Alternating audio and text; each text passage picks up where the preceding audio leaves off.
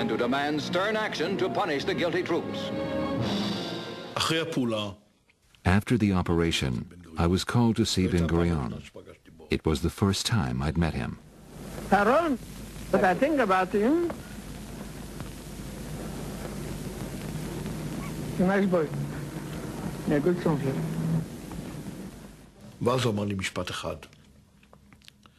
He said one thing to me. He said, "It doesn't matter what the world says. It doesn't matter what they say about Israel anywhere else. The only thing that matters is that we can exist here. Unless it's clear that there is a price to pay for Jewish lives, we will not be able to survive. And that's what counts." Ben-Gurion was such a believer in the importance of agricultural settlements that he abandoned the prime ministership and joined a kibbutz in the desert. He was succeeded by Moshe Sharett, who hoped he could advance Israeli security through diplomacy. But his Minister of Defense, Pinchas Lavon, believed in military solutions. In July 1954, the British announced they were quitting their huge military base on the Suez Canal.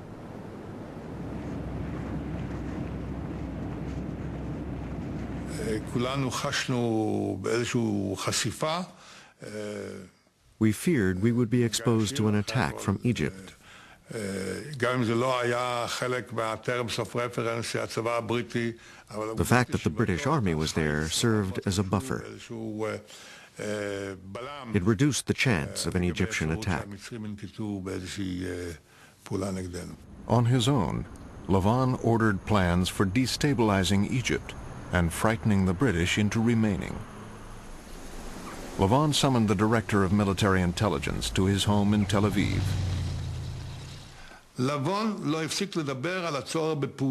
Lavon would not stop talking about the need for action. He suggested all sorts of schemes. We cooked up a plan to hit targets in Egypt. Lavon said, "Go ahead, activate the unit." In Egypt, Israeli military intelligence had recruited young Jews to act as saboteurs. I was ready to do anything to help Israel. I was idealistic. I was naive. A code word broadcast during Israeli radio's Housewives' Choice was the signal to act.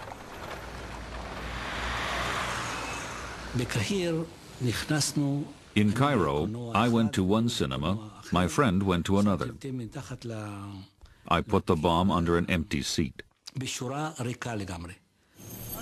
No one was killed and the saboteurs were all caught. The news was splashed across Egyptian newspapers.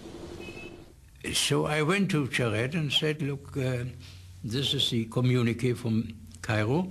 What do you know about it?" He said, No.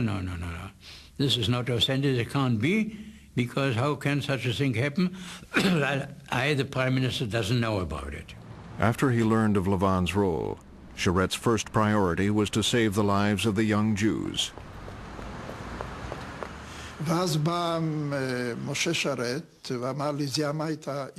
Moshe Sharett called on me. He said, "The cabinet is worried about the prisoners in Egypt. We must prevent death sentences." In a bid for mercy, Sharett sent Devon to Paris to reveal the truth to Nasser's envoy. Devon told me the plot was hatched in the Ministry of Defense. Sharett had no idea about it. Nasser's response was not what Sharett had hoped for. In Cairo, 2 of the saboteurs were executed. The others went to prison, Marcel Nino and Robert Dassa, for 15 years. Sharett, in his office that night, confided to his diary that he was living through a nightmare. "If I do not remove Lavon, I am supporting something rotten that will destroy the Defense Ministry and Army Command. If I do act, it will destroy the party and cause a scandal. What should I do? Lavon was dismissed from his post as defense minister. But the damage was done. Egypt also was playing with fire. In Gaza, it recruited and trained Palestinians for military action.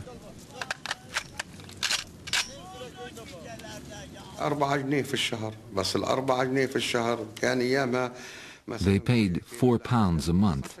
In those days, it was a lot of money, so it was good. They were sent to Israel to gather intelligence and commit sabotage.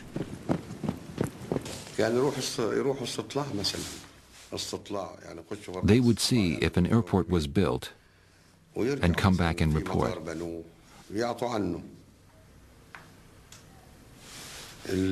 Others went on military operations and carried out attacks.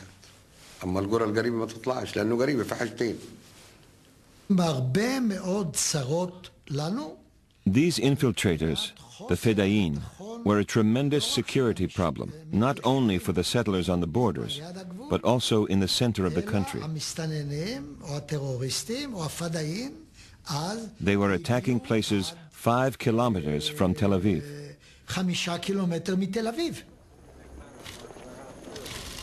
The frequent attacks and the loss of lives were not only a disaster for the victims' families, they fostered a profound sense of helplessness among Israelis.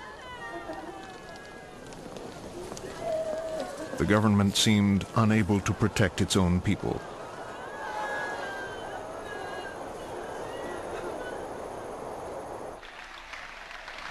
Only one man could satisfy the public's demand for action. Within months, Ben-Gurion was back as prime minister. By mid-1955, Nasser turned to the Soviet bloc for economic and military assistance. The conflict now became part of the Cold War, and Egypt received a huge arms shipment from Czechoslovakia. New tanks, artillery, bombers, and jet fighters threatened to render the Israeli army and its propeller air force obsolete. General Moshe Dayan wanted to strike at the Egyptian army before it could absorb its new weapons. But Ben-Gurion felt Israel could not fight alone. Ben-Gurion became more and more convinced that there is no diplomatic solution for the conflict, and because of the accumulation of arms in Egypt, we have to forestall war triggered by Egypt. A few weeks later, President Nasser nationalized the Suez Canal. Unexpectedly, Ben-Gurion found himself with two new allies. Britain and France had jointly owned the canal and wanted it back. Ben-Gurion sent Shimon Peres to a secret meeting in Paris. The French defense minister told me Britain and France were planning an operation to take the Suez Canal back from Nasser. And he asked me, would Israel join them? How long would it take Israeli troops to reach the canal?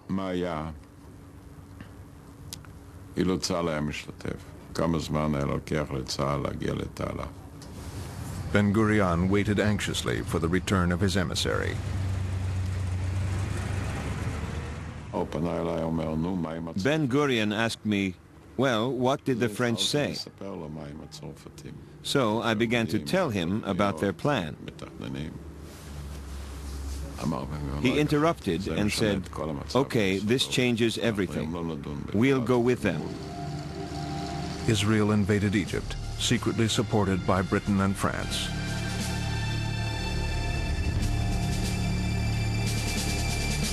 Within a week, Israeli troops had captured the Sinai Desert.